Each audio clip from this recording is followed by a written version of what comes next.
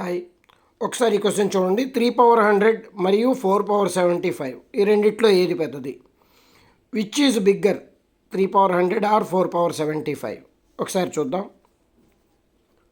మనకిచ్చిన రెండు నెంబర్లు 3 power 100, 4 power 75. 3 power 100ని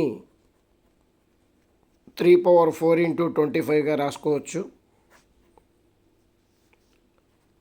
4 power 75ని 4 power 3 × 25గా రాసుకోవచ్చు.